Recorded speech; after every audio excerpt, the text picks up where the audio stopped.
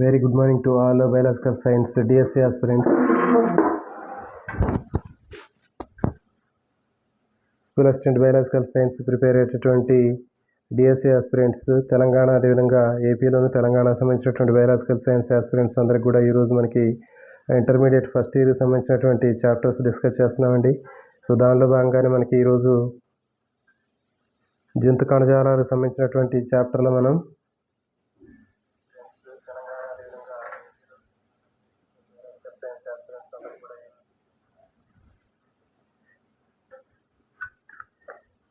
Intermediate first year సంబంధించినటువంటి జువాలజీలో జంతు కణజాలాల గురించి నేర్చుకుంటున్నామండి. ఆ జంతు కణజాలాల్లో మనకి ఈరోజు కండర కణజాలం గురించి నేర్చుకుందామండి. కండర కణజాలము, తర్వాత నాడీ కణజాలము, దాని తర్వాత మనకి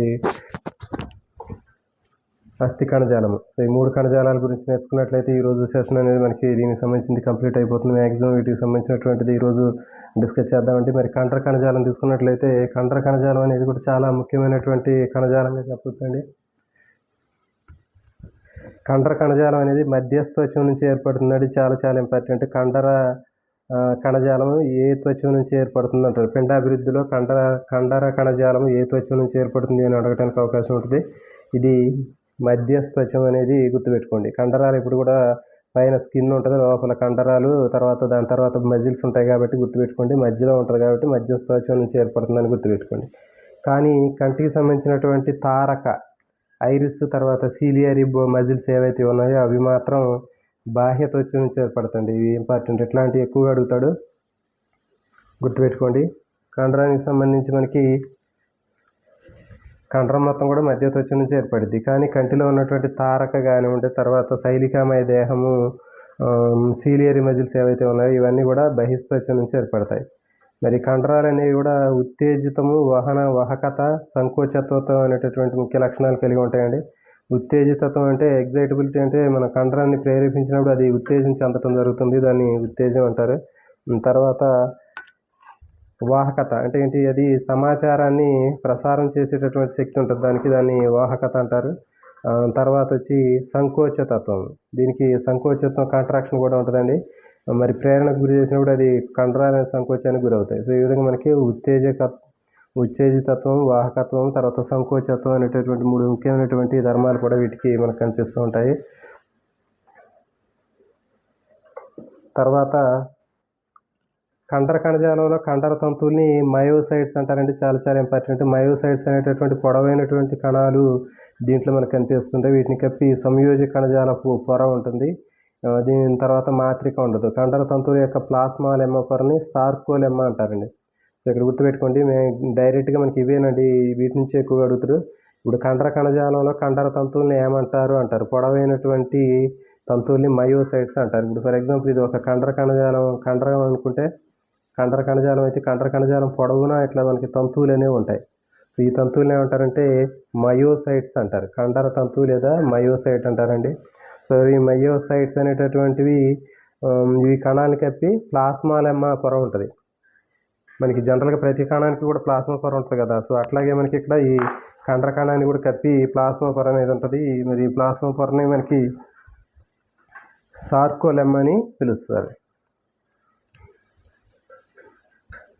తర్వాత మరి దీంట్లో ఉండేటటువంటి కండర తంతువులు ఉండే జీవ పదార్థాన్ని సార్కోప్లాజం అంటారు.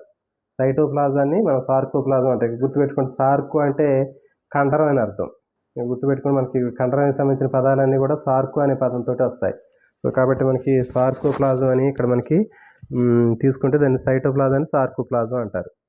దీంట్లో ఉండే అంతర్జీవ ద్రవ్యజాలకాన్ని సార్కోప్లాజ్మిక్ రెటిక్యులం అంటారు. ఎండోప్లాజ్మిక్ రెటిక్యులం ఉంటుంది కదా, ఆ ఎండోప్లాజ్మిక్ రెటిక్యులంనే ఇక్కడ మనకి సార్కోప్లాజ్మిక్ రెటిక్యులం అని పిలుస్తారు. మైటోకాండ్రియాని సార్కోజోమ్స్ అంటారు. ఇవి చాలా చాలా ఇంపార్టెంట్ అండి, ఇవన్నీ గుర్తుపెట్టుకోండి. ప్లాస్మా లెమ్మని కండర కణజాలం ఉన్న కండర తంతువుని మయోసైట్ అంటారు. ఆ మయోసైట్స్ అనే కండర తంతువుని కప్పి ఉండేటటువంటి పొరని సార్కోలెమ్మ అంటారు. తర్వాత దీంట్లో ఉండే అంతర్జీవ ద్రవ్యజాలకాన్ని సార్కోప్లాజ్మిక్ రెటిక్యులం అంటారు. దీంట్లో ఉండేటటువంటి జీవ పదార్థాన్ని సార్కోప్లాజం అంటారు. మైటోకాండ్రియాని సార్కోజోమ్స్ అంటారు. ఇప్పుడు చూడండి, కండర తంతువుల్లో జీవ పదార్థాలు అనే సూక్ష్మమైనటువంటి కండర తంతువులు ఉంటాయండి, మయోఫైబ్రిల్స్ అంటారు. కండర తంతువులో ఉండేటటువంటి సూక్ష్మమైనటువంటి తంతువులను ఏమంటారంటే కండర తంతువులు లేదా మయోఫైబ్రిల్స్ అంటారు. అంటే కండర తంతువులు ఇంకా కండర సూక్ష్మ తంతువులు అనేవి ఉంటాయండి. ఈ కండర సూక్ష్మ తంతువుల్లో దళసరిగా ఉన్నటువంటి కండె పోగులు మయోసిన్, సూక్ష్మ కండె పోగులు యాక్టిన్స్ ఉంటాయి. ఇవి చాలా చాలా ఇంపార్టెంట్ అండి. Actin, myosin.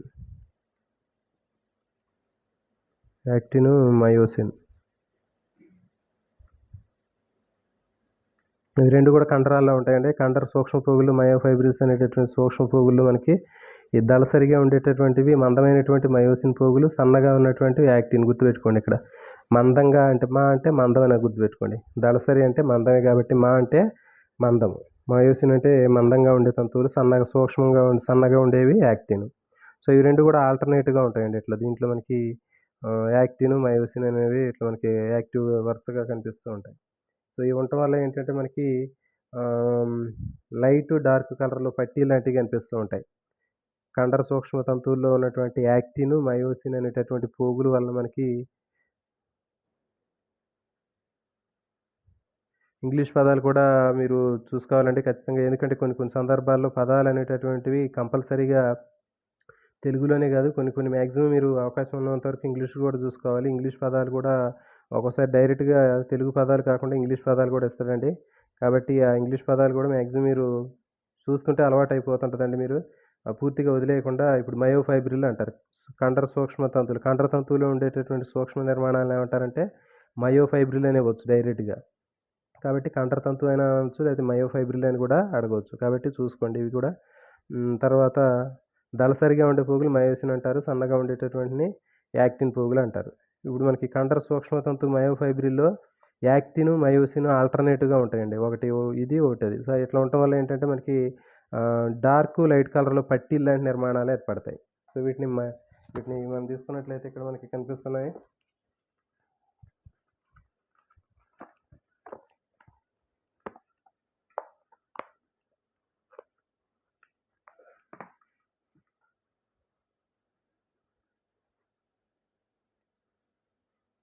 Dark, light colour ఇక్కడ చూడండి మనకు కనిపిస్తున్నాయి. డార్క్, లైట్ కలర్లో ఉన్నటువంటి పట్టీ లాంటివి కనిపిస్తూ ఉన్నాయి. కాంతి పట్టి, నిష్కాంతి పట్టి అంటారు. డార్క్ బ్యాండ్, లైట్ బ్యాండ్ అంటారు.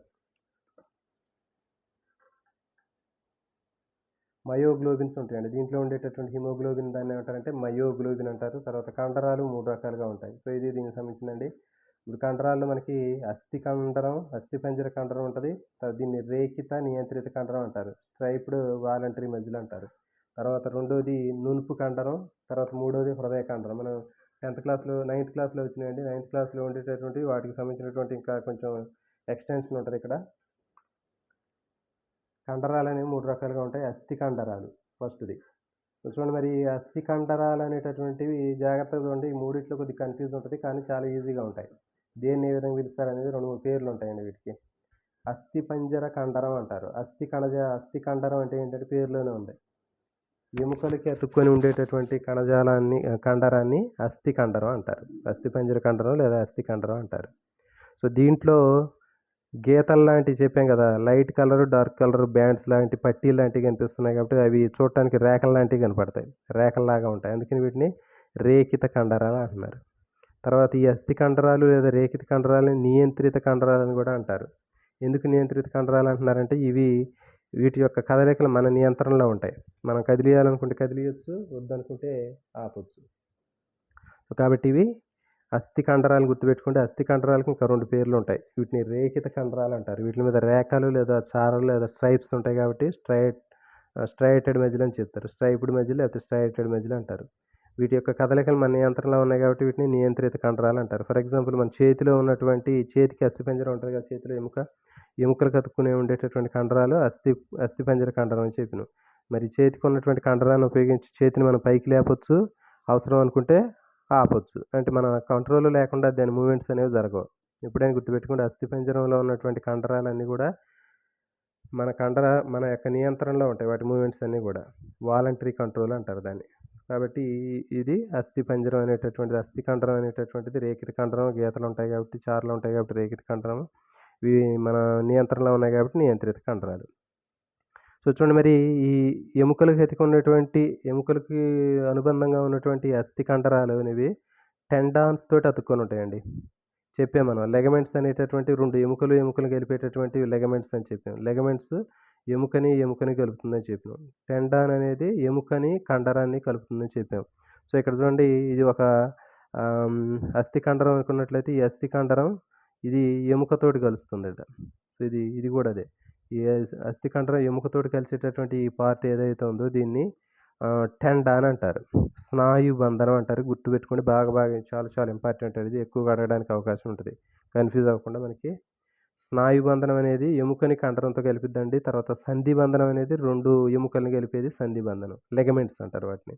సో, ఇక్కడ మరి అస్థి కండరాలు అనేటటువంటి ఎముకలు కండరాలకు అతుక్కొని ఉన్నాయి కాబట్టి మనకి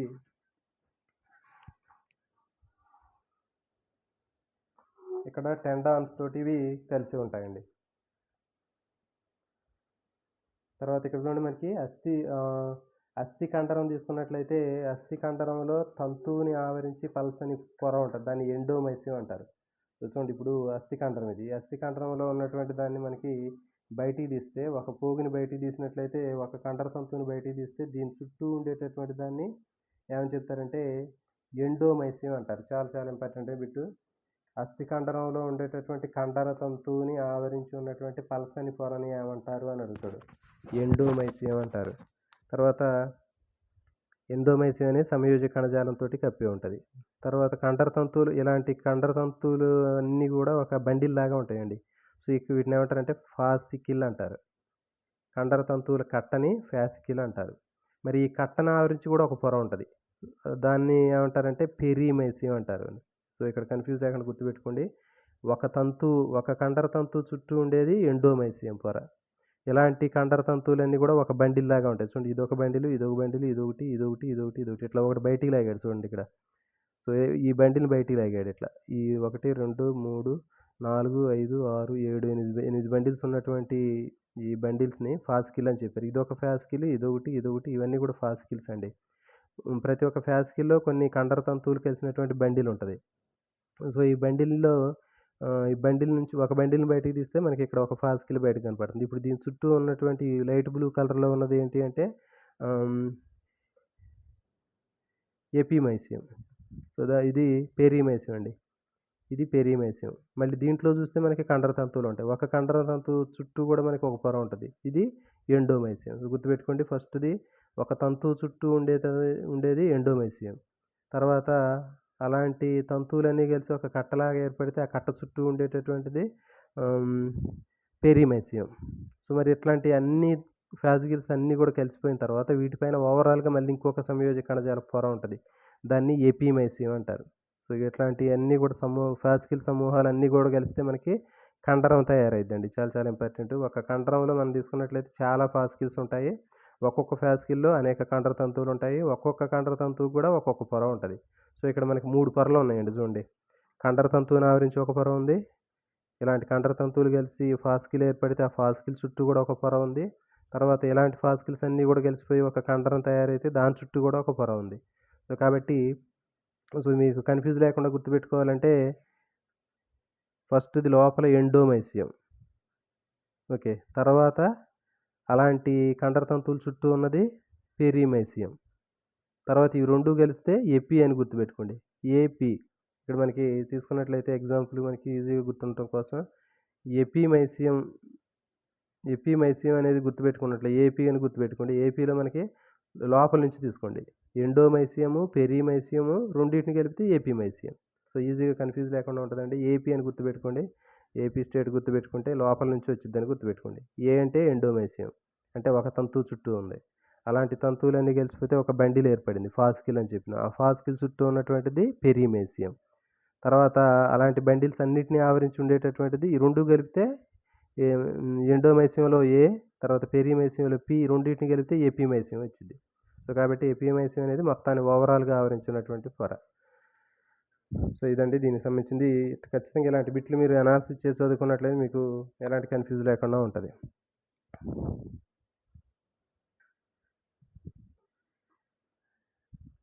తర్వాత అస్థి కండరంలో పొడవైనటువంటి స్తూపాకారంగా ఉన్నటువంటి శాఖారహిత కణాలు ఉంటాయి. ఇది గుర్తుపెట్టుకోండి. అస్థి కండరాలు కణాలు అనేటటువంటివి తీసుకున్నట్లయితే ఎట్లా ఉంటాయంటే పొడవుగా ఉంటాయి, స్తూపాకారంగా ఉంటాయి, శాఖారహితంగా ఉంటాయి. చూడండి పొడవుగా స్తూపాకారంగా ఉన్నాయి. ఎలాంటి శాఖలు గూడా లేవు. నెక్స్ట్ జీవ పదార్థంలో పరదీయంగా అనేక కేంద్రకాలు కలిసిపోయి సిన్షీషియం స్థితి ఏర్పడుతుంది. చూడండి దీంట్లో ఎక్కువ కేంద్రకాలనేవి కనిపిస్తూ ఉంటాయి. ఇది 1, 2, 3 ఇట్లా. ఇది మొత్తం గూడా ఒకే కండర కణము. కండరతంతు కణము. మరి ఈ కండరతంతువులో అనేక కేంద్రకాలున్నాయి గాబట్టి దీన్నేమన్నారంటే బహుకేంద్రకయుతం లేదా సిన్షీషియం అంటారు. చాలా చాలా ఇంపార్టెంట్ ఇది. కండర కణంలో మనకి బహుకేంద్రక స్థితి ఉంటది. దీన్ని సిన్షీషియం అంటారు. నెక్స్టు సార్కోప్లాజంలో ఉన్నటువంటి అనేక సూక్ష్మ కండర తంతువులు ఏకాంతంగా మనకి నిష్కాంతి కాంతి పట్టీలు కలిగి ఉంటాయండి. లైట్ బ్యాండ్స్, డార్క్ బ్యాండ్స్ అనేటటువంటి 2 రకాలైనటువంటి పట్టీలు ఉంటాయని చెప్పాం కదా! కాబట్టి మనకి అస్థి కండరం చూడడానికి ఎట్లా కనిపిస్తుందంటే దాని మీద గీతలు లేదా చారలు లాంటివి కనిపిస్తూ ఉంటాయి.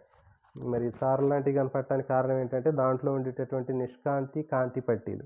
నిష్కాంతి కాంతి పట్టీలు ఉండటం వల్ల మనకి అట్లా లైట్, డార్క్ కలర్‌గా కనిపిస్తూ ఉంటది. ఒక్క నిమిషం.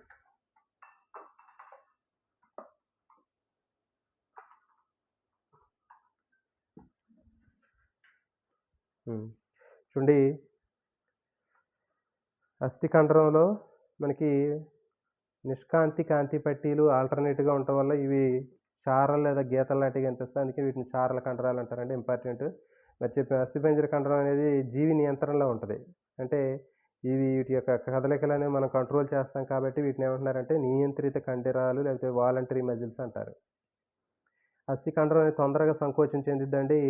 అలసటకు గురైతాయి. ఫ్యాటిగ్ అంటారు. దాన్ని గ్లాని అంటారు. తర్వాత దీన్ని దైహిక నాడీ వ్యవస్థ దీన్ని కంట్రోల్ చేస్తూ ఉంటది. కండరాల్ని దైహిక నాడీ వ్యవస్థ అనేది దీన్ని కంట్రోల్ చేస్తుంది. తర్వాత శాటిలైట్ కణాలు, చలనం లేనటువంటి ఏకకేంద్రక మయోజెనిక్ కణాలు ఈ నియమితంగా ఈ కండరాల పునరుత్పత్తిలో సహాయపడతాయి. ఇది ఇంపార్టెంట్ అండి. కండరాలు ఏదైనా డ్యామేజ్ అయ్యి కండర కణాలకి డ్యామేజ్ అయ్యి కొన్ని కణాలు నశించిపోతే కొత్తగా ఏర్పడేటటువంటి కణాలనేవి శాటిలైట్ కణాల నుంచి ఏర్పడతాయి. ఏకేంద్ర మయోజెనిక్ ఈ కణాలు ఇది త్వరగా దీన్ని శాటిలైట్ కణాలు, చలనం లేని కణాలు. దీంట్లో ఉండేటటువంటి కణాలు ఏంటంటే శాటిలైట్ కణాలు, తర్వాత చలనం లేనటువంటి ఏకకేంద్రక మయోజెనిక్ కణాలు అనేవి ఉంటాయి దీంట్లో. ఈ కణాలు నియమిత సంఖ్యలో మనకి పునరుత్పత్తిలో కూడా సహాయం చేస్తాయి. అంటే కండరాలు ఏదైనా డ్యామేజ్ అయ్యి దెబ్బతిన్నట్లయితే వాటి ప్లేస్‌లో కొత్త కణాలు అనేవి తయారవుతాయి. సో వీటికి సంబంధించినదే ఇక్కడ మనకి తీసుకున్నట్టయితే దీని మీద అడిగేటటువంటి బిట్లు తీసుకున్నట్లయితే అస్థి కండరం, అస్థిపంజర కండరాన్ని మనకి 2 రకాల పేరుతో పిలుస్తారు. నియంత్రిత కండరం లేకపోతే రేఖిత కండరం అంటారు. దీని కదలికలు మన నియంత్రణలో ఉంటాయి కాబట్టి నియంత్రిత లేదా వాలంటరీ మజిల్స్ అంటున్నారు. వీటి మీద కాంతి, నిష్కాంతి పట్టీలు ఆల్టర్‌నేటివ్‌గా మనకి చారల లాంటి నిర్మాణాలు, రేఖల లాంటి నిర్మాణాలు ఏర్పరుస్తున్నాయి కాబట్టి వీటిని రేఖిత కండరాలు అంటున్నారు. సో దీంట్లో మనకి అస్థి కండరం తీసుకున్నట్టయితే దాంట్లో అనేక కండర తంతువులు అనేవి ఉంటాయండి. ఈ ఒక కండర తంతువుని ఆవరించి ఎండోమైసియం అనే పొర ఉంటది. ఇలాంటి కండర తంతువులన్నీ కలిసిపోతే మనకి ఒక ఫాసికిల్ అనేటటువంటి బండిల్ ఏర్పడిద్ది. దాని చుట్టూ పెరిమైసియం అనేటటువంటిది ఉంటది. ఇలాంటి ఫాసికిల్స్ అన్నీ కూడా కలిసిపోతే ఫైనల్‌గా ఒక కండరం తయారవుతుంది. దాని చుట్టూ ఉండేటటువంటి పొరని ఎపిమైసియం అని చెప్తారు. తర్వాత దీంట్లో కణాలు పొడవుగా స్తూపాకారంగా ఉంటాయి. బహుకేంద్రక స్థితిని కలిగి ఉంటాయి. తర్వాత దీంట్లో లైట్, డార్క్ కలర్ పట్టీలనేవి ఆల్టర్‌నేట్‌గా ఉండటం వల్ల మనకి చారలు, రేఖల లాంటి నిర్మాణాలు కనిపిస్తాయి. ఇది అతి త్వరగా అలసటకు గురయ్యేటటువంటి కండరాలు, కండర సంకోచం అనేది దీనికి ఉంటది. దైహిక నాడీ వ్యవస్థ దీన్ని కంట్రోల్ చేస్తది. సో ఇది దీనికి సంబంధించిందండి. నెక్స్టు నునుపు కండరాలు. దీన్ని పేరులోనే ఉందండి. చూడండి దీన్ని అరేఖిత కండరాలు అంటారు. అనియంత్రిత కండరాలు అంటారు. ఇంపార్టెంట్. మరి రెండిటికి ఉన్నటువంటి పేర్లు బట్టి తీసుకున్నట్లయితే మనకి చూడండి నునుపు కండరానికి ఇంకో పేరు ఏంటి అని అడుగుతాడు. అరేఖిత కండరం. తర్వాత అనియంత్రిత కండరం అనేది క్రింది వాటిలో అనియంత్రిత కండరాన్ని గుర్తించండి అని అడిగితే అది నునుపు కండరం. సో మరి నునుపు కండరానికి ఆ పేర్లు ఎట్లా వచ్చినాయంటే చూద్దాం. అరేఖిత కండరం అంటే దీంట్లో రేఖలు ఉండవండి. రేఖలు లాంటివి ఉండవు. ఇంతకుముందు చెప్పాము మనం. రేఖిత కండరం లేదా అస్థి కండరంలో మనకి నిష్కాంతి, కాంతి పట్టీలు ఆల్టర్‌నేటివ్‌గా ఉండటం వల్ల మనకి రేఖలు లాంటి నిర్మాణాలు ఏర్పడతాయని చెప్పాం. కానీ దీంట్లో ఎలాంటి రేఖలు లాంటివి ఉండవు. సో కాబట్టి ఇది రేఖలు లేవు కాబట్టి ఎట్లా ఉంటది మరి అందుకే అరేఖిత అంటున్నారు. రేఖలు లేకపోతే స్మూత్‌గా ఉంటది సర్ఫేస్. అందుకే వీటిని నునుపు కండరాలు అంటున్నారు. వీటిని అనియంత్రిత కండరాలు అని కూడా అంటారంటే ఎందుకంటే ఇన్వాలంటరీ మజిల్ అంటారు. వీటి యొక్క కదలికలు మన కంట్రోల్‌లో ఉండవు. సో ఎక్కువగా మనం ఏంటంటే ఇంటర్నల్‌గా ఉన్నటువంటి అంతర్గతంగా ఉన్నటువంటి నాళాలు ఉంటాయి కదా! జీర్ణ నాళాలు, విసర్జక నాళాలు, రక్త నాళాలు, ప్రత్యుత్పత్తి నాళాలు, శ్వాసనాళాలు ఏంటంటే వాటిలో ఉండేటటువంటి మొత్తం గూడా నాళాల్లో ఉండేటటువంటి మొత్తం గూడా నునుపు కండరాలేనండి. జీర్ణ వ్యవస్థ, తర్వాత ప్రత్యుత్పత్తి వ్యవస్థ, గొట్టాల్లాగా ఉండేటటువంటి రక్తనాళాలు. సో, వీటన్నింటిలో గూడా ఉండేటటువంటి నునుపు కండరాలండి గుర్తుపెట్టుకోండి. మరి వాటి యొక్క కదలికలనేవి మన కంట్రోల్‌లో ఉండవు. కాబట్టి వీటిని అనియంత్రిత కండరాలు అని చెబుతున్నారు ఇంపార్టెంట్. నెక్స్టు వీటిని అంతరాంగ కండరాలని గూడా అంటారు. మరి ఇవన్నీ గూడా అంతరాంగ అవయవాలు కాబట్టి అంతరాంగ అవయవాల్లో ఉండేటటువంటి కండరాల్ని అంతరాంగ కండరాలు, విసరల్ మజిల్స్ అంటారు. వీటిలో ఎలాంటి అడ్డుపట్టీలు ఉండవు. అంటే లైట్, డార్క్ జోన్స్ అనేటటువంటి యాక్టిన్ మయోసిన్‌తో ఏర్పడినటువంటి లైట్, డార్క్ జోన్స్ అనేవి ఉండవు గాబట్టి స్మూత్‌గా ఉంది గాబట్టి దీన్ని నునుపు కండరం అంటారు. మరి ఇది ఎక్కడ ఉంటదంటే ఎక్కువగా ఈ కంటిలోని తారక, శైవికమయ దేహము, చర్మంలో ఉన్నటువంటి రోమకుటికలకి అతికుండే ఎరెక్టార్ పీలి కండరాల్లో గూడా కనపడుతుంటదిది. ఇక్కడ మనకి కంటిలో ఉన్నటువంటి తారక గానివ్వండి, ఇంకా సీలియరీ బాడీస్ గానివ్వండి, తర్వాత ఇంకా రోమకుటికలకి అతికుండే ఎలక్ట్రాల్ పీలి కండరాలు. అంటే ఇప్పుడు ఫర్ ఎగ్జాంపుల్ మనకి బాగా చల్లగా ఉన్నటువంటి నీళ్లు మన చర్మం మీద పోసినప్పుడు గూస్ బంప్స్ రావడం కానివ్వండి, మనకి ఏదైనా గూస్ బంప్స్ వచ్చినప్పుడు వెంట్రుకలు నిక్కబొడుచుకుంటాయి. మరి వెంట్రుకలు నిక్కబొడుచుకోవడానికి కారణం ఏంటంటే, ఆ వెంట్రుక యొక్క మొదల్లో మనకి ఒక ఎరెక్టార్ పీలి అనేటటువంటి కండరం ఉంటది. ఓకే. ఈ కండరం ఉండటం వల్ల ఏంటంటే మనకి కండరం వల్ల వెంట్రుకలనేవి నిక్కబొడుచుకుంటాయి.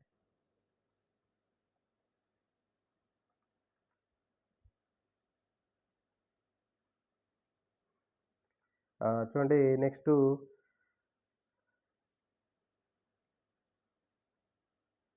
ఇవన్నీ గూడా ఎట్లా ఉంటాయంటే కండర తంతు మొత్తం గూడా మనకి కండే ఆకారంలో ఉంటదండి. చాలా చాలా ఇంపార్టెంట్. ఇది ఇక్కడ మనకు చూడండి ఇది కండే ఆకారంలో కనిపిస్తూ ఉందిది. ఇది చూడండి కండే తంతు ఆకారంలో కనిపిస్తుంది. ఇది కాబట్టి నునుపు కండరం అనేది కండే ఆకారంలో ఉంటది. మధ్యలో లావుగుండి అటు ఇటు సన్నగా పొడవుగుంటది. ఇవి ఏకకేంద్రికాలండి ఇవన్నీ గూడా. కండర తంతువులన్నీ గూడా నునుపు కండరంలో ఉండేటటువంటి కణాల్లో కేంద్రకం అనేది కేవలం ఒకటి మాత్రమే ఉంటది. గుర్తుపెట్టుకోండి ఇంపార్టెంట్ అండి. రేఖిత కండరం అస్థి కండరంలో మాత్రం అస్థి కండర తంతువులో అనేక కేంద్రకాలుంటాయి. బహుకేంద్రకం అంటారు. మల్టీ న్యూక్లియేట్ ఇది యూని న్యూక్లియేట్ ఒకే కేంద్రకం ఉంటదిది. దీంట్లో లైట్, డార్క్ బ్యాండ్స్ పట్టీలనేవి ఏమీ ఉండవు. ఇంపార్టెంట్ ఇది. నెక్స్టు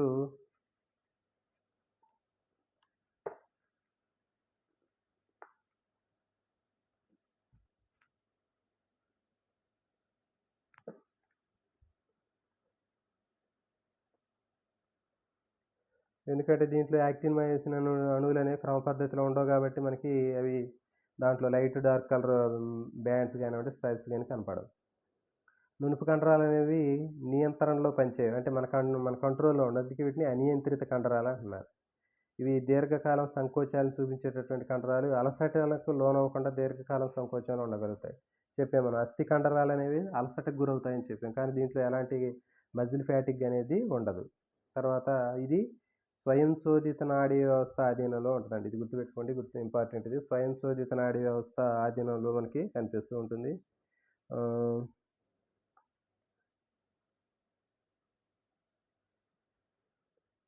సో, ఇది దీనికి సంబంధించినటువంటి నునుపు కండరానికి సంబంధించింది. నునుపు కండరం నుండి మళ్ళొకసారి తీసుకున్నట్లయితే దీంట్లో కండర నునుపు కండర కణాలనేవి స్పిండిల్ ఆకారంలో ఉంటాయి. కేవలం ఒకే కేంద్రకం ఉంటది. ఇది చూడ్డానికి నునుపుగా ఉంటుంది. అందుకే దీన్ని నునుపు కండరాలంటున్నారు. దీని మీద ఎలాంటి స్ట్రైప్స్ లేదా బ్యాండ్స్ లేవంటివి ఉండవు గాబట్టి దీన్ని రేఖిత కండరాలంటున్నారు. సారీ నునుపు కండరం అని చెప్తున్నారు. మరి ఇది అనియంత్రిత కండరం అని చెప్పాము. అంటే దీని యొక్క కదలికలు మన కంట్రోల్‌లో ఉండవు గాబట్టి అనియంత్రిత కండరాలని చెప్తున్నారు. తర్వాత దీర్ఘకాలం సంకోచాన్ని సూచించేటటువంటి కండరం ఎలాంటి అలసటలు లేకుండా మనకి దీర్ఘకాలం సంకోచంలో ఉంటది. ఇది స్వయంచోదిత నాడీ వ్యవస్థ కంట్రోల్‌లో ఉంటది. ఇంపార్టెంట్ ఇది. చెప్పాం కదా! మనకి ఇంటర్నల్ స్వయంచోదిత నాడీ వ్యవస్థలో మనకి సహానుభూత నాడీ వ్యవస్థ అనేది ఉంటదండి మనకి. స్వయంచోదిత నాడీ వ్యవస్థలో సహానుభూత నాడీ వ్యవస్థ, సహానుభూత నాడీ వ్యవస్థ అని 2 భాగాలుంటాయని చెప్పాం. ఈ సహానుభూత నాడీ వ్యవస్థ అనేది అంతర్గత అవయవాల్ని వాటి యొక్క వేగాన్ని పెంచితే, ఇంకోటి సహానుభూత నాడీ వ్యవస్థ అంతర్గత అవయవాల యొక్క వేగాన్ని తగ్గిచ్చిద్దని చెప్పాం.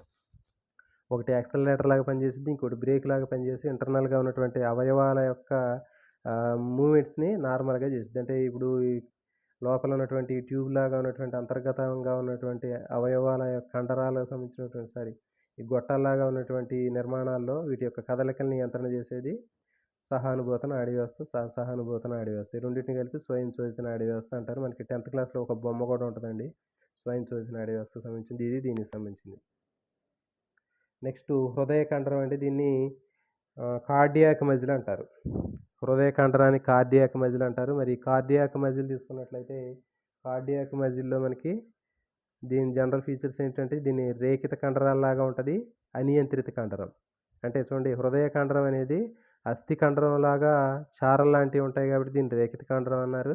తర్వాత నునుపు కండరంలాగా ఇది మన కంట్రోల్‌లో ఉండదు కాబట్టి అనియంత్రిత కండరం అంటున్నారు. సో, కాబట్టి ఈ విధంగా మనకి హృదయ కండరం తీసుకున్నట్లయితే హృదయ కండరంలో చారలు లాంటివి ఉన్నాయి కాబట్టి రేఖిత కండరం అంటున్నారండి.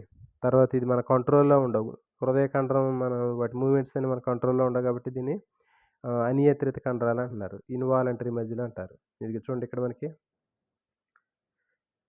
మరి దీని లక్షణాలు తీసుకున్నట్లయితే ఇదిగో చూడండి. ఇది అస్థిపంజర కండరంలాగా రేఖలు కలిగి ఉంటాయి. సార్కోమియర్‌లు ఉంటాయి. తర్వాత హృదయ కండరంలో సక్సేరుకాల హృదయంలో ఉన్నటువంటి మయోకార్డియంలు ఉంటాయి. అంటే చూడంగా హృదయం తీసుకున్నట్లయితే హృదయంలో మనకి పొరలో ఎపికార్డియము, ఎండోకార్డియం మధ్యలో ఉండేటటువంటిది మయోకార్డియం అని చెప్పాం. ఓకే అండి.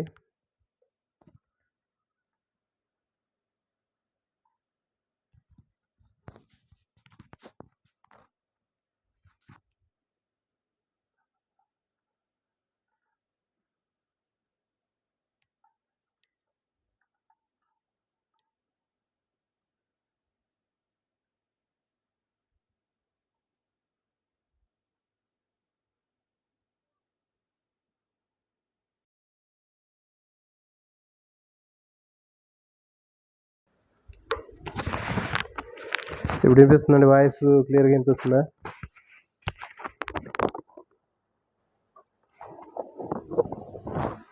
చూడండి ఇప్పుడు మనకి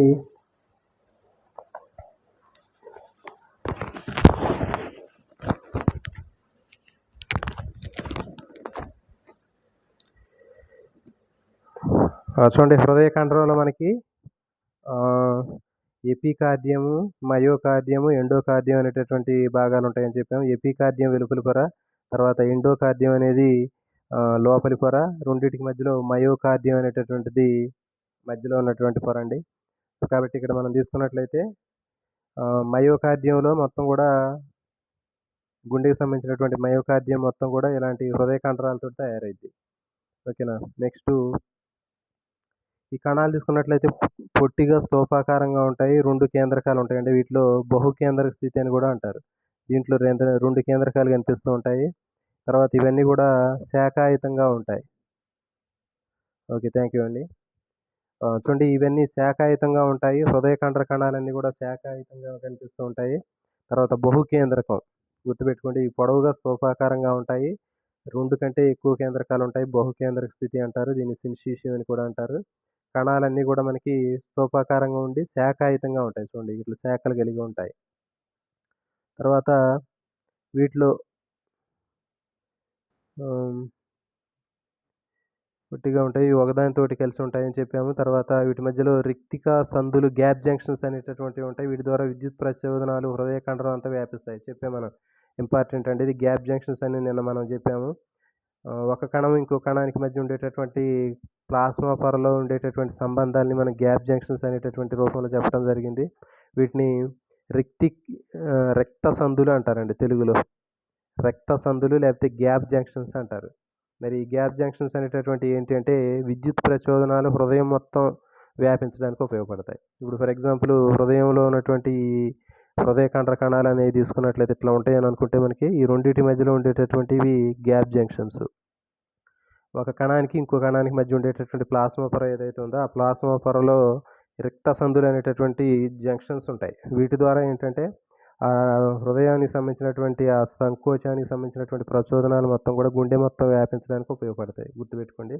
రక్త సందులు అంటారు. వీటిని గ్యాప్ జంక్షన్స్ అంటారు. వీటి ద్వారా విద్యుత్ ప్రచోదనాలు గుండె మొత్తం వ్యాపించడానికి ఉపయోగపడతాయి. తర్వాత హృదయ కండరాల్లో అంతరసంధాన చక్రికలు అంటారండి. ఇంటర్కాలేటెడ్ డిస్క్స్ అంటారు. ఇది చాలా చాలా ఇంపార్టెంట్. ఈ చక్రికలు ఉండటం హృదయ కండరం యొక్క ప్రత్యేకత. ఇది దేంట్లోనూ ఉండవు. అంతర సంధాయక చక్రాలు అంటారండి, ఇంపార్టెంట్ ఇవి. ఇంక చూడండి ఇక్కడ ఈ అంతర్ సంధాయక చక్రాలు అనేటటువంటివి స్పెషల్గా హృదయ కండరాల్లోనే ఉంటాయండి. వీటిలో అంతర సందులు కూడా ఉంటాయి. ఈ సందుల నుంచి అయాన్లు పక్క కణాలకు ప్రసరించి సంకోచ సడలికలను సమన్వయపరుస్తాయి. గుండె గోడల్లో ఉండేటటువంటి హృదయ కండరంలో మాత్రమే ఉండే ప్రత్యేకమైనటువంటి నిర్మాణాలు ఏంటి అని అడుగుతారు. లేకపోతే అంతర సంధాన చక్రికలు అంటారు. లేకపోతే అంతర సంధాన చక్రికలు కేవలం ఈ క్రింది కండరాల్లో మాత్రమే కనిపిస్తాయి అంటాడు. దేంట్లో ఉంటాయంటే హృదయ కండరాల్లో ఉంటాయండి. మరి వీటి యొక్క విధి తీసుకున్నట్లయితే ఏంటి అంటే వీటిలో కూడా అంతర్సంధాన చక్రికల్లో కూడా మధ్యలో చిన్న చిన్న సందులు అనేవి ఉంటాయి, గ్యాప్స్ ఉంటాయి. మరి ఈ గ్యాప్స్ ఏవైతే ఉన్నాయో గ్యాప్ల ద్వారా ఏంటంటే అయాన్లు ఒక కణం నుంచి ఇంకో కణానికి ప్రయాణం చేసి వీటి యొక్క కండరాల కదలికల్ని కోఆర్డినేషన్ చేస్తాయి. సో ఇది దీనికి సంబంధించిందండి. నెక్స్ట్ సకశేరుకాల హృదయానికి సంబంధించి ఎలాంటి నాడీ ఉద్దీపన అవసరం లేదండి. హృదయ కండరానికి మాత్రం ఎలాంటి ఉద్దీపన లేకుండానే ఇవి పనిచేస్తూ ఉంటాయి. వీటిలో ప్రత్యేకమైనటువంటి స్వయం లయబద్ధకమైనటువంటి నిర్మాణం ఉంటుంది. లయారంభకం అంటారు, పేస్ మేకర్ అండి, చాలా చాలా ఇంపార్టెంట్ అండి. ఇదే ప్రేరణను ఉత్పత్తి చేస్తుంది. ఉద్దీపనని ఆటోమేటిక్గా అది ఉత్పత్తి అవుతుంది. సకశేరుకాల హృదయ కండరంలో సంకోచాన్ని ప్రారంభించేటటువంటి నిర్మాణాన్ని అంటారండి లయారంభకం లేదా పేస్ మేకర్స్ అంటారు. ఇదే హృదయానికి సంబంధించినటువంటి హృదయ సంకోచాన్ని ప్రారంభించింది ఇది. మరి ఇది అనియంత్రితమైందని చెప్పాము. హృదయ కండరం అంటే దీని యొక్క మూమెంట్స్ అనేవి మన కంట్రోల్లో ఉండవు. కాబట్టి దీన్ని హృదయం దానికి సంబంధించినటువంటి ఓన్గా అది సంకోచ సడలికలు చేసేది కానీ మన యొక్క కంట్రోల్లో ఉండవు. కాబట్టి దీన్ని ఏమంటారంటే అనియంత్రిత కండరం అని చెప్తారు. ఎపినెఫ్రిన్, నార్ ఎపినెఫ్రిన్ అనే హార్మోన్ల ద్వారా దీన్ని క్రమపరుస్తూ ఉంటాయి. చూడండి, మరి మనం ఏదైనా బాగా యాంగ్జైటీ ఫీల్ అయినప్పుడు, ఎక్కువగా భయపడినప్పుడు కానివ్వండి, ఎపినెఫ్రిన్, నార్ ఎపినెఫ్రిన్ హార్మోన్ విడుదలైనప్పుడు గుండె వేగంగా కొట్టుకోవడం జరుగుతుంది, హార్ట్ బీట్ పెరిగిద్ది. సో ఇది గుర్తుపెట్టుకోండి. హృదయ కండరాల యొక్క కదలికను నియంత్రించేటటువంటి హార్మోను ఎపినెఫ్రిన్, నార్ ఎపినెఫ్రిన్. నెక్స్ట్ మరి ఉత్తేజితమైనటువంటి హృదయ కండరం వేగము మొత్తం హృదయ కండరాలకు మొత్తానికి కూడా వ్యాపించి మొత్తం హృదయాన్ని సంకోచం కలిగేటట్లు చేస్తుంది. దీని రీతిలో మొత్తం హృదయ కండరం అనేది సంకోచం జరుగుతుంది. కాబట్టి హృదయ కండరాన్ని క్రియాత్మకంగా సిన్షీషియం అంటారు. సో ఇది గుర్తుపెట్టుకుంటే హృదయ కండరాన్ని సిన్షీషియం అని చెప్పి చెప్తారు. హృదయ కండరం మొత్తం కూడా సంకోచ సడలికలు జరుగుతుంటుంది. హృదయం అనేది ఎప్పుడు కూడా మరి గ్లాని అలసటకి లోను కాదండి. ఒకసారి ఇది హృదయం అలసటకు గురైనట్టే ఇక అంతే, ఇక అదే లాస్ట్ ఇక. సో కాబట్టి మరి దీనికి కారణం ఏంటంటే దీంట్లో లెక్కలేనటువంటి సార్కోజోమ్స్, మయోగ్లోబిన్స్, ఆక్సిజన్లో నిల్వ చేసేటటువంటి వర్ణకాలు అధిక సంఖ్యలో ఉండటం వల్ల రక్తం కూడా సరఫరా ఎక్కువగా ఉండి నిరంతరం వాయు శ్వాసక్రియ జరుగుతూ ఉంటుంది. సో ఇది దీనికి సంబంధించిందండి. గుండె దానంతట అది ఎలాంటి బాహ్య ప్రేరణ లేకుండానే అది ఉద్దీపన స్టార్ట్ చేసుకుని హృదయ స్పందన జరుగుతుందని చెప్పాము. దానికి కారణం ఏంటంటే గుండెలో ప్రత్యేకమైనటువంటి లయారంభకం అనేటటువంటి పేస్ మేకర్ అనేటటువంటిది ఉంటుందని చెప్పాము. గుండె యొక్క కదలికల్ని నియంత్రించేటటువంటిది ఎపినెఫ్రిన్, నార్ ఎపినెఫ్రిన్ అనేటటువంటి ఈ రెండు హార్మోన్లు క్రమపరుస్తాయని చెప్పాము. తర్వాత హృదయ కండరాన్ని సిన్షీషియం అంటారు. ఒకసారి హృదయ స్పందన ప్రారంభమైతే గుండెలో ఉన్నటువంటి అన్ని గదులు, అన్ని కండర భాగాలు కూడా కదలికలకు లోనవుతూ ఉంటాయి. ఇది ఎప్పుడు కూడా అలసటికి గురి కాదని చెప్పాము. తర్వాత దీంట్లో లెక్కలేనటువంటి సార్కోజోమ్స్, మయోగ్లోబిన్స్ ఇవన్నీ ఉండటం వల్ల నిరంతర రక్త సరఫరా జరగటం వల్ల నిరంతర వాయు శ్వాసక్రియ జరుగుతుంది. సో ఇది దీనికి సంబంధించినటువంటిదండి. నెక్స్ట్ నాడీ కణజాలం. నాడీ కణజాలం తీసుకున్నట్లయితే నాడీ కణజాలం అనేది బహిస్త్వచం నుంచి వచ్చిందంటే పిండాభివృద్ధిలో మనకి నాడీ కణం అనేది బహిస్త్వచం నుంచి వచ్చింది. ఇంతకుముందు చెప్పాం కండర కణజాలం అనేది మధ్యస్త్వచం నుంచి వచ్చిందని చెప్పాం. కానీ దీంట్లో నాడీ కణజాలం మాత్రం బహిస్త్వచం నుంచి ఏర్పడింది. ఈ నాడీ కణజాలం అనేది శరీరం బయట లోపల నుంచి ప్రేరణలు గ్రహించి ఆ ప్రేరణలకు ప్రతిస్పందించడానికి ఉపయోగపడేటటువంటిది నాడీ కణజాలం అని చెప్పాము. మరి దీంట్లో నాడీ కణజాలంలో 2 రకాలైనటువంటి కణాలు ఉంటాయండి. నాడీ కణాలు, తర్వాత న్యూరోగ్లియా అనేటటువంటి కణాలు ఉంటాయి. ఈ నాడీ కణాలు అనేవి ప్రేరణకు ప్రతిస్పందించి సమాచారాన్ని పంపించేటటువంటి కణాలని మనకి నాడీ కణాలు అంటారు, న్యూరాన్స్ అంటారు. తర్వాత వీటితో పాటు న్యూరోగ్లియా అనేటటువంటివి ఉంటాయి. ఇవి ప్రేరణ ప్రసరింపజేయవు, కానీ ఇవి ఊతాన్ని ఇస్తాయి, అంటే సపోర్టింగ్ కోసం ఉపయోగపడతాయి. నాడీ కణజాలంలో సపోర్టింగ్ కోసం ఉపయోగపడేటటువంటివి వాటిని ఏమంటారంటే న్యూరోగ్లియా కణాలు అంటారు. డైరెక్ట్గా బిట్లు ఎట్లా అడుగుతారండి. నాడీ కణజాలంలో ప్రేరణను గ్రహించలేనటువంటివి లేదా ప్రేరణకు ప్రసరింపజేయలేనటువంటివి సహాయంగా ఉండేటటువంటి ఊత కణాల్లాగా ఉండేటటువంటి కణాలు ఏవి అని అడుగుతాడు. దీనికి ఆన్సరు మనకి ఊత కణాలండి. మరి ఇప్పుడు వీటి గురించి చూద్దాం. మరి నాడీ కణం తీసుకున్నట్లయితే నాడీ కణాలు అనేవి నాడీ కణజాలం యొక్క నిర్మాణాత్మక క్రియాత్మక ప్రమాణాలు అంటారు. చాలా చాలా ఇంపార్టెంట్. నాడీ కణజాలం యొక్క క్రియాత్మక ప్రమాణము నాడీ కణం లేదా న్యూరాను. మూత్రపిండ యొక్క నిర్మాణాత్మక క్రియాత్మక ప్రమాణము నెఫ్రాను. ఊపిరితిత్తుల యొక్క నిర్మాణాత్మక క్రియాత్మక ప్రమాణం తీసుకున్నట్లయితే ఆల్వియోలై. జీవుల యొక్క నిర్మాణాత్మక క్రియాత్మక ప్రమాణం తీసుకుంటే కణము. సో కాబట్టి ఇది సందర్భం వచ్చింది కాబట్టి ఇక్కడ ఒకసారి గుర్తు చేస్తున్నానండి. మరి ఈ నాడీ కణాలు ఒకసారి ఉత్తేజితమైనట్లయితే ఇవి ప్రేరణ గ్రహించి నాడీ సమాచారం రూపంలో ప్రసారం చేయటం జరుగుతుంది.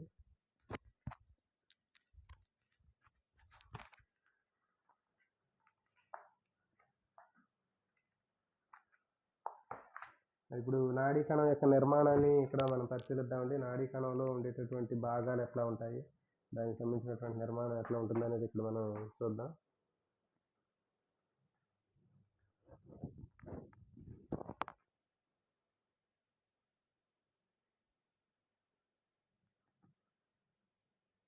చూడండి, నాడీ కణం ఉత్తేజం చెందినప్పుడు క్రియాశక్మం అనేటటువంటి ఒక యాక్షన్ పొటెన్షియల్ ఏర్పడుతుందండి. అంటే విద్యుత్ తరంగం లాంటిది క్రియాశక్మం ఏర్పడుతుంది. ఇది తంత్రికాక్షం నుంచి ప్రయాణం చేయడం జరుగుతుంది.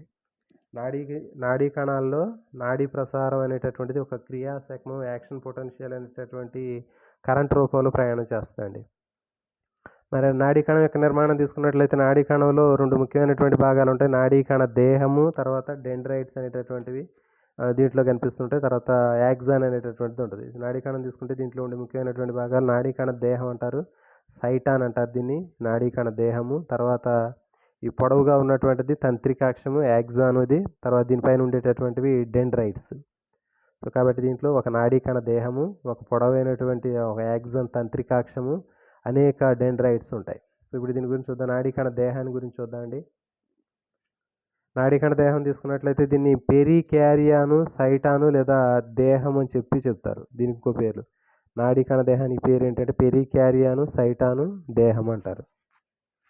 దీంట్లో జీవ పదార్థంలో రేణువుల లాంటి నిర్మాణాలని ఏమంటారంటే నిస్సిల్ రేణువులు లేదా నిస్సిల్ నిర్మాణాలు అంటారు. నిస్సిల్ గ్రాన్యూల్స్ అంటారండి. చాలా చాలా ఇంపార్టెంట్. నిస్సిల్ గ్రాన్యూల్స్ వేటిలో ఉంటాయి అని అడుగుతాడు. నాడీ కణ దేహంలో ఉన్నటువంటి నిర్మాణాలని నిస్సిల్ రేణువులు అంటారు. ఇవి ప్రోటీన్ సంశ్లేషణకు స్థలమైనటువంటి గరికి ఎండోప్లాజ్మిక్ రెటిక్యులం సూచిస్తాయి. అంటే దీంట్లో నిస్సిల్ గ్రాన్యూల్స్లో మనకి ఏముంటాయంటే ప్రోటీన్ సంశ్లేషణకు అవసరమైనటువంటి రఫ్ ఎండోప్లాజ్మిక్ రెటిక్యులం అనేటటువంటి దాన్ని సూచించింది ఇది. ఇంకా లైఫ్ ఫ్యూసిన్ రేణువులతో పెరిగిన కణాలు ఉంటాయి. ఇది అవసరం లేదండి. నెక్స్ట్ నాడీ వ్యవస్థలో ఉన్న కణదేహ సమూహాలకి కేంద్రకం అంటారు. తర్వాత పరిధీయ నాడీ వ్యవస్థలో ఉండేటటువంటి సమూహాన్ని నాడీ సంధి అంటారు. గుర్తుపెట్టుకోండి.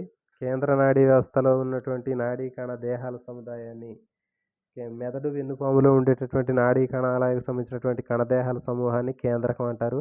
పరిధీయ నాడీ వ్యవస్థలో ఉన్నటువంటి అంటే నాడులు ఉంటాయి కదా, పరిధీయ నాడీ వ్యవస్థలో మనకి కపాల నాడులు, కశేరు నాడులు ఉంటాయి కదా, దాంట్లో ఉన్నటువంటి నాడుల సముదాయాన్ని నాడీ సంధి అంటారు. ఇది గుర్తుపెట్టుకోండి. నెక్స్ట్ డెండ్రైట్స్ తీసుకున్నట్లయితే నాడీ కణదేహంలో పొట్టిగా ఉన్నటువంటి నిర్మాణాలని, ఎక్కువగా పొట్టిగా ఉన్నటువంటి శాఖల నిర్మాణాలని డెండ్రైట్స్ అంటారు. ఇవన్నీ కూడా మనకి పొట్టిగా శాఖాయుతంగా ఉన్న వాటిని డెండ్రైట్స్ అంటారు. వీటిలో నిస్సిల్ నిర్మాణాలు, నాడీ తంతువులు అనేవి ఉంటాయి. నాడీ కణదేహం దిశగా నాడీ ప్రచోదనాన్ని అందిస్తాయి. సో దీన్ని తీసుకున్నట్లయితే చూడండి, నాడీ కణదేహంలో పొట్టిగా ఉండేటటువంటి నిర్మాణాలను మనకి ఏం చెప్పామంటే డెండ్రైట్స్ అంటారు. ఇవి సమాచారాన్ని నాడీ కణ దేహం దిశగా పంపించడానికి ఉపయోగపడతాయి. ఇవి డెండ్రైట్స్. నెక్స్ట్ యాక్సాన్ తీసుకున్నట్లయితే చూడండి, యాక్సాన్ అనేటటువంటిది సన్నగా పొడవుగా ఉన్నటువంటి స్తూపాకారంగా ఉన్నటువంటి నిర్మాణం అండి. సో ఇది నాడీ కణదేహంలో ఏర్పడేటటువంటి ప్రాంతాన్ని తంత్రికాక్షపు మిట్ట అంటారండి. Axon hillock important. ఇది యాక్సాన్ హిల్లాక్ అనేటటువంటి భాగం నుంచి ఏర్పడుతుంది యాక్సాన్. చూడండి, ఇది నాడీ కణ దేహంలో ఈ యాక్సాన్ ఎక్కడైతే ఏర్పడిందో ఆ ఏర్పడినటువంటి భాగాన్ని ఏం చెప్తారంటే మనకి యాక్సాన్ హిల్లాక్, తంత్రికాక్షపు మిట్ట అంటారండి. తంత్రికాక్షపు మిట్ట అనేటటువంటి ప్రాంతం నుంచి మనకి ఇది ఏర్పడింది. నెక్స్ట్ తంత్రికాక్షం యొక్క ప్లాస్మా లెమ్మ అని యాక్సోలెమ్ అంటారు. యాక్సాన్ అని చెప్తాను కదా, తంత్రికాక్షాన్ని యాక్సాన్ అంటారు. దాని మీద ఉన్నటువంటి ప్లాస్మోఫర్ని యాక్సోలెమ్ అంటారు. తర్వాత దీంట్లో నిసిల్ రేణువులు అనేటటువంటివి కనిపించవు. మనకి నిసిల్ రేణువులు అనేవి కేవలం మన నాడీకణ దేహంలోనే ఉంటాయని చెప్పాం. తర్వాత తంత్రికాక్షం సహపార్శ్వ శాఖలను ఏర్పరిచింది. సో దీని నుంచి తంత్రికాక్షం అనేటటువంటి కొన్ని సందర్భాల్లో బ్రాంచ్లు కూడా కలిగి ఉంటుంది. ఫర్ ఎగ్జాంపుల్ ఇది నాడీకణ దేహం అయితే, ఇది తంత్రికాక్షం అయితే, ఈ తంత్రికాక్షం ఇట్లా మళ్ళీ 2 శాఖలుగా ఉండవచ్చు. సహపార్శ్వ శాఖలను కూడా ఏర్పరిచింది. కోలాటరల్ బ్రాంచెస్ని ఏర్పరిచింది.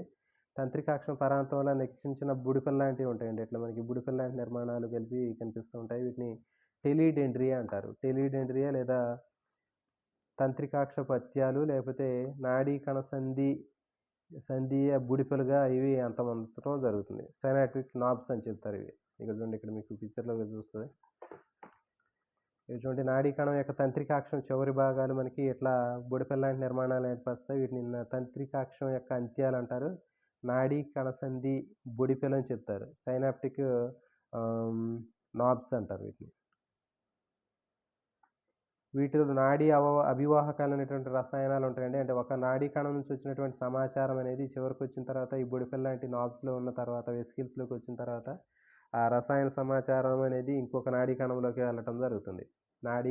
ఒక నాడీ కణానికి ఇంకో నాడీ కణానికి మధ్యలో మనకి గ్యాప్ ఉంటుందని చెప్పినాం. దీన్ని సైనాప్స్ అని చెప్పాం. 2 నాడీ కణాల మధ్యలో ఉండేటటువంటి గ్యాప్స్ని సైనాప్స్ అని నాడీ కణసంధి అంటారు. ఆ నాడీ కణసంధి ద్వారా సమాచారం అనేది ఇంకో నాడీ కణంలోకి వెళ్తుంది. సో ఇది దీనికి సంబంధించినటువంటిదండి.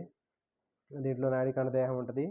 ఆ నాడీ కణ దేహంలో నిసిల్ గ్రాన్యూల్స్ ఉంటాయి. దీంట్లో ప్రోటీన్ సంశ్లేషణ జరిగింది. తర్వాత దీని మీద ఉన్నటువంటి అనేక పొట్టిగా ఉన్నటువంటి బ్రాంచెస్ని డెండ్రైట్స్ అని చెప్తారు. తర్వాత ఒకే పొడవుగా ఉన్నటువంటి దాన్ని యాక్సాన్ అంటారు.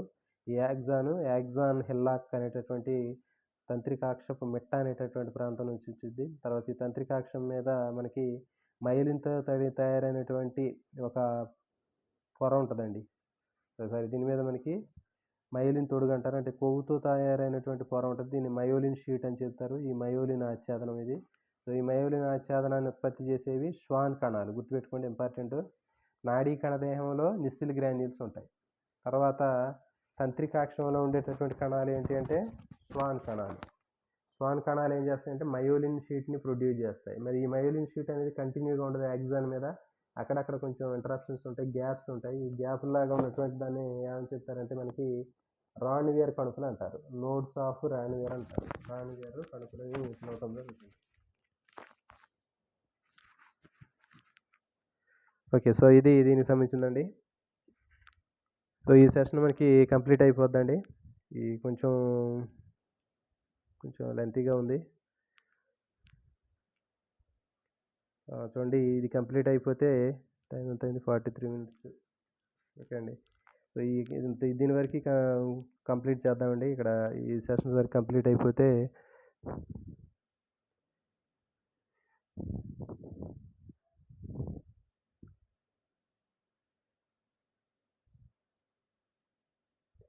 నిసిల్స్ కణికల్లో నిసిల్స్ కణికలు డెండ్రైట్స్లో కూడా ఉంటాయా?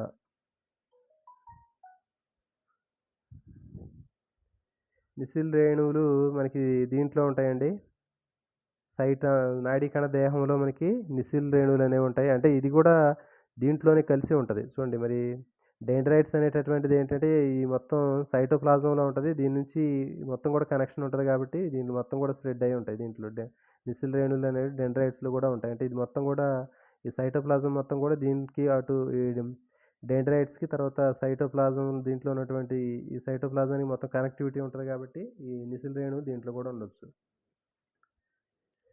సో ఈ విధంగా దీన్ని నాడీ కణసంధి అంటారండి. ఇది అయిపోయింది కదా. ఇప్పుడు నాడీ కణసంధి ఇక్కడ చూడండి, మనకి నాడీ కణసంధి తీసుకున్నట్లయితే ఒక నాడీ కణానికి ఇంకో నాడీ కణానికి మధ్య ఉండేటటువంటి గ్యాప్ ఏదైతే ఉందో సూక్ష్మమైనటువంటి నిర్మాణాన్ని నాడీ కణసంధి అని చెప్పడం జరుగుతుంది. మరి ఈ నాడీ కణసంధి అంటే ఫర్ ఎగ్జాంపుల్ ఎట్లా ఏర్పడుతుంది అంటే ఫర్ ఎగ్జాంపుల్ ఇది ఒక నాడీ కణం. దీనికి చివర ఉన్నటువంటి ఇది యాక్సాన్. ఇది అంటే ఇంకొక నాడీ కణం తీసుకుంటే ఈ నాడీ కణానికి సంబంధించి ఇది డెండ్రైట్స్. అంటే యాక్సాన్కి డెండ్రైట్స్కి మధ్యలో ఏర్పడవచ్చు అండి నాడీ కణ సంధి. ఒక నాడీ కణంలో ఉన్నటువంటి యాక్సాన్కి ఇంకో నాడీ కణంలో ఉన్నటువంటి డెండ్రైట్స్కి మధ్యలో ఏర్పడవచ్చు. లేకపోతే ఒక నాడీ కణానికి ఉన్నటువంటి డెండ్రైట్ ఇంకో నాడీ కణానికి ఉన్నటువంటి డెండ్రైట్కి మధ్యలో ఏర్పడవచ్చు. ఫర్ ఎగ్జాంపుల్ ఈ నాడీ కణానికి ఇది డెండ్రైట్, ఇంకొక నాడీ కణం తీసుకున్నాం ఇది యాక్సాన్, దీనికి ఇవి డెండ్రైట్స్. రెండు డెండ్రైట్స్ మధ్యలో కూడా ఏర్పడవచ్చు. సో ఇది మనకి నాడీ కణ సంధి అంటారు. సో ఇది సెషన్ అండి. నెక్స్ట్ మళ్ళీ ఈ సెషన్ క్లోజ్ చేద్దాం. తర్వాత ఇంకా మనకి ఈ టాపిక్ కూడా చాలా ఎక్కువగా లెంతీగా ఉంది. నాడీ కణజాలానికి సంబంధించినటువంటిది మిగిలినటువంటిది నెక్స్ట్ సెషన్లో మనం చూద్దాం.